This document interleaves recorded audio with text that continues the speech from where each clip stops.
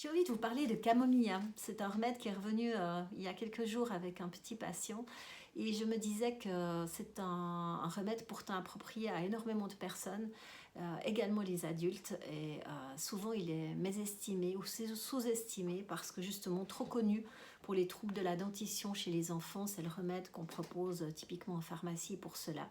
Des fois d'ailleurs de façon inappropriée et surtout de façon trop répétitive, je tiens à le dire. On a un petit nom pour ce médicament qui est issu d'une expression liée à la fable de La Fontaine, la montagne qui accouche d'une souris. Or ici, c'est plutôt l'inverse, c'est une petite souris qui accouche d'une montagne. Qu'est-ce que ça veut dire pour nous? Tout simplement que les réactions émotionnelles de cette personne sont décuplées. C'est souvent jugé comme un état d'esprit capricieux.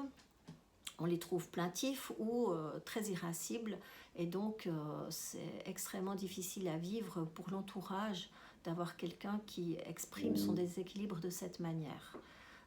En plus, pour le patient en question ou la patiente en question, il y a fréquemment de nombreux symptômes physiques mais qui proviennent de cet état émotionnel de quelqu'un qui finalement est juste hypersensible.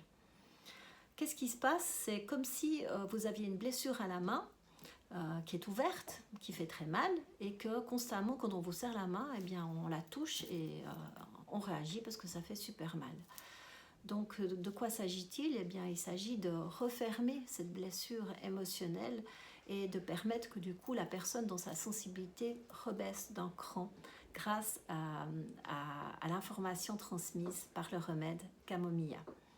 Donc ne jugez pas trop vite, et il faut plutôt aider cette personne à justement fermer cette blessure et se sentir en sécurité. Certains patients disent qu'ils ont besoin d'être portés symboliquement ou portés physiquement pour les enfants. C'est peut-être une astuce auquel penser. Bonne fin de journée.